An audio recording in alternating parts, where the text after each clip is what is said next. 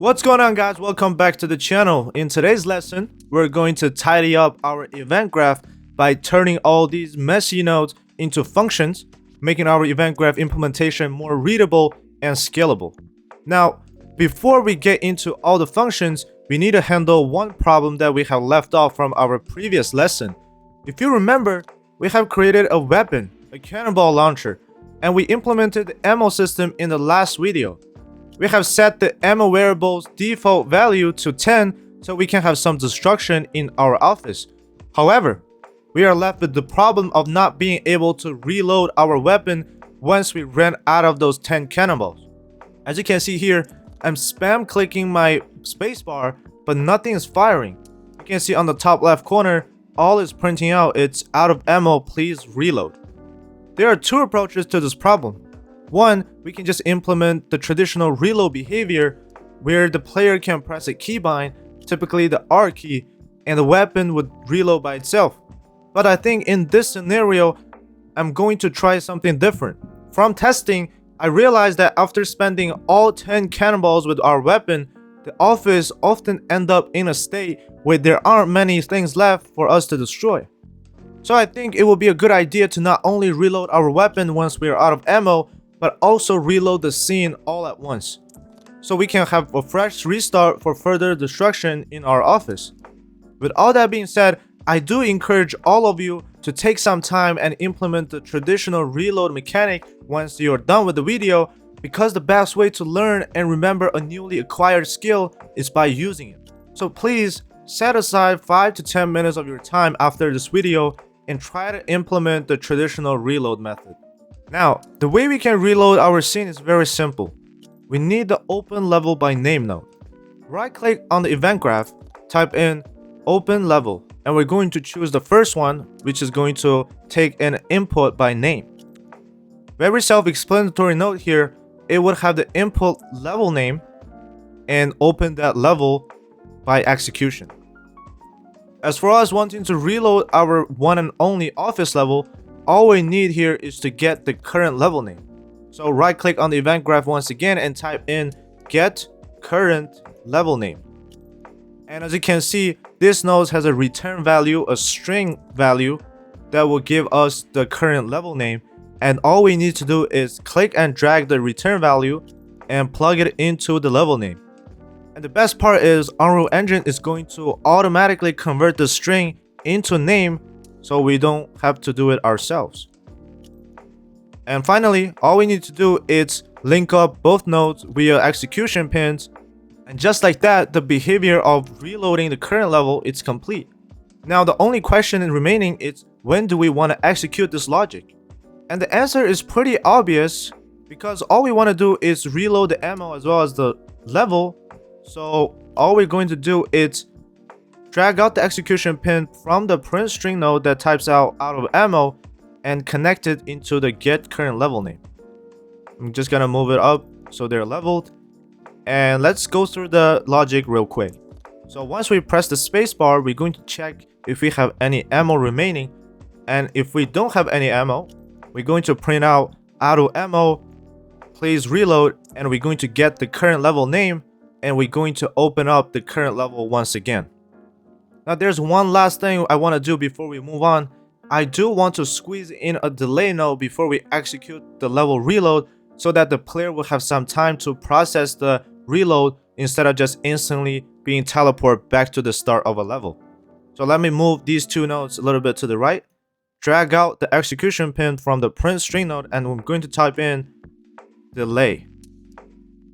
And all I'm going to do is change the delay duration to something like 3 seconds. And just like that, the reload logic is completed.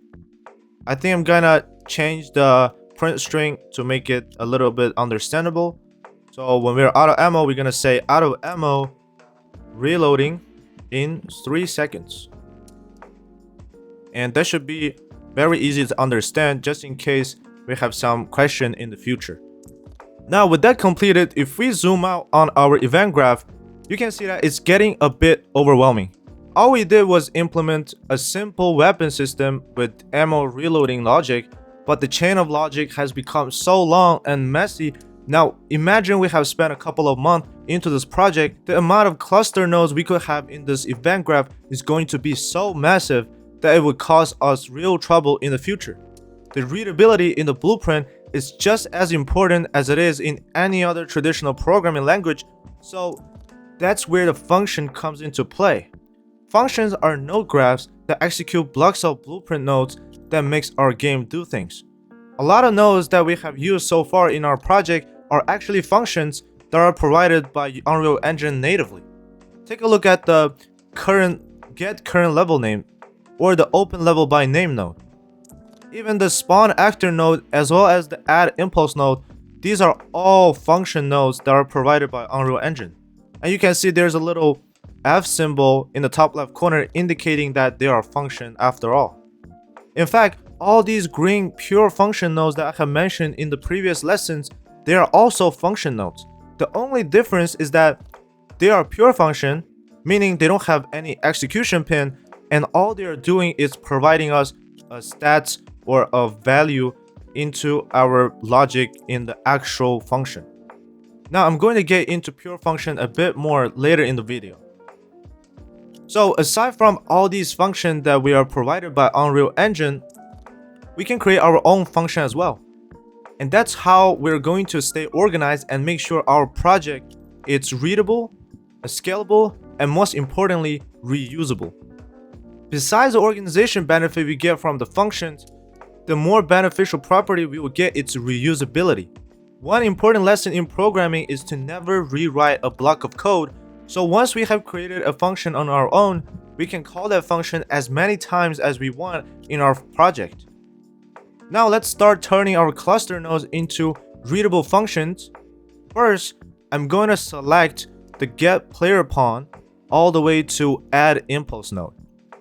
And I'm going to right click on all these selected nodes and locate the collapse to function. Click on the collapse to function and you can see all those previously selected nodes are being replaced by a single little function node. As you can see on the left hand side under the function section in my blueprint panel, we can type in the name for our newly created function. I'm going to call it spawn projectile. Now please remember, naming in programming it's very important. Having a great name for all the variables and functions we create would save us a lot of headache in the future. It would save a lot of headache from our team members as well. Imagine if I didn't bother to rename this function and left it new function by default. In a couple of months when I come back to this part of the project and decided to make some changes, I would have no idea what this function was intended to do. So please people, name your variables and functions with quality. Now there's no set rule on how you should name things in a given project. That is mostly discussed before production within the team, but generally speaking, you should name your function with verbs. And in our case, I named it spawn projectile. So now you might wonder, where did all my code go when I collapsed them into this function? You can get back those implementation details by double-clicking the function node in the event graph or by double-clicking the spawn projectile function in the my blueprint panel. So let's double-click on the function and you can see it opened up a new tab, and here is all our nodes that are previously reside in the event graph. Now let's zoom in a little on this new purple node that we have never seen before. This is the entry point to our spawn projectile function. It sort of acts as a gateway into our function from the outside world.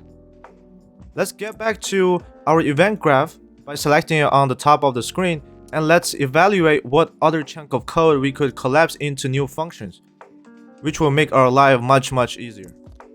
So I think it's reasonable, following the spawn projectile logic, that we continue on the following nodes.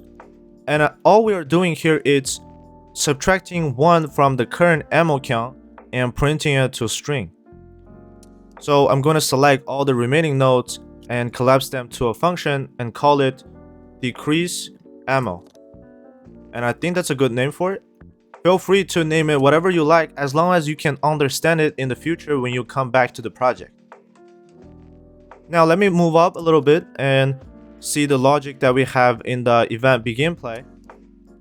And in here all we're doing is printing hello world and some mass for a specific table in our scene, and maybe we don't need this, so I'm just gonna select all these nodes and click delete.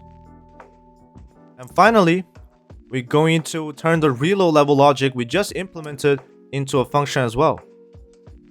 So select the two nodes that we have newly created, collapse them to function, and I'm going to name it reload current level.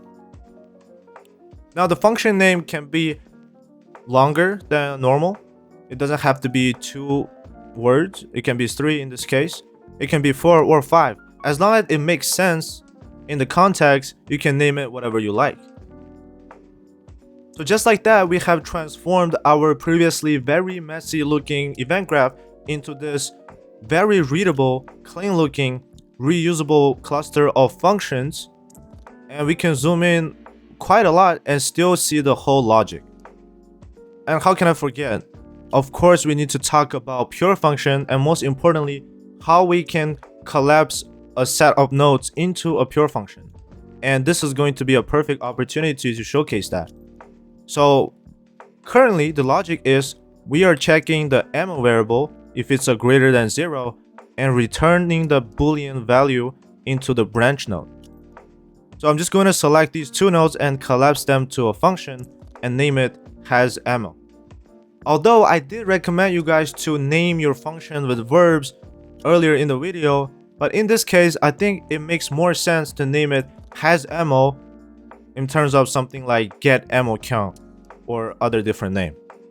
Now you can see we turn those two nodes into a function and it's doing pretty much the same job. It's returning a boolean variable into the branch node, and if we click onto the function, we can see we still have the previous two nodes inside the function tab. But there's one difference, which is now we have the execution pins in the function compared to previously we didn't have any execution pins. And why is that? It's because this function is not yet converted into a pure function. Now, as I mentioned earlier, a pure function doesn't have any impact into our code compared to these executable functions, because in most cases, all they're doing is providing us some value. Take a look at the get player pawn. All it's doing is returning the pawn for the player controller.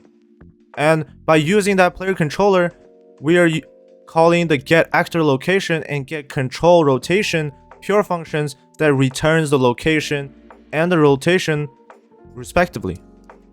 I can recall these pure functions as many times as I like, and they're not going to have any impact on the playable scene.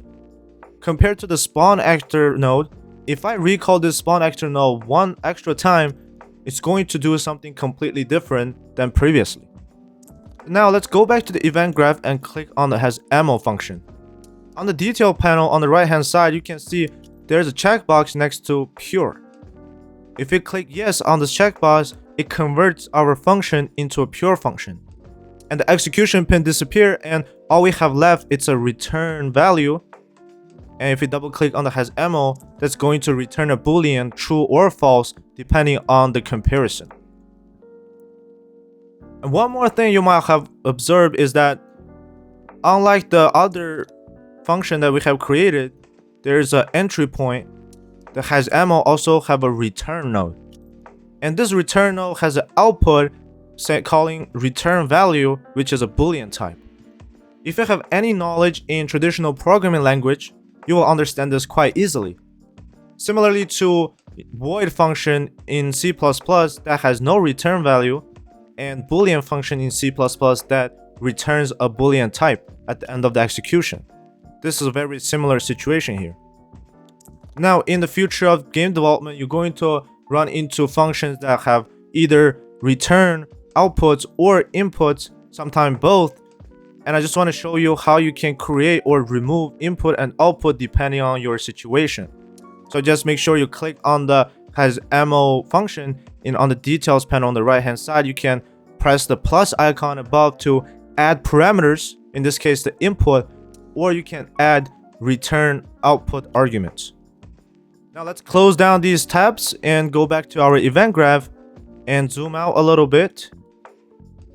And you can see the difference. Before the function collapse and after the function implementation, the event graph is so much better, so much clean looking. And the event graph also have great readability and usability for future iteration or prototyping. And I'm just gonna leave you guys with all these knowledge. Hopefully it's not too much to absorb, and hopefully you have some basic understanding on how Unreal Engine functions work, what a pure function is, and how it's different than a default function.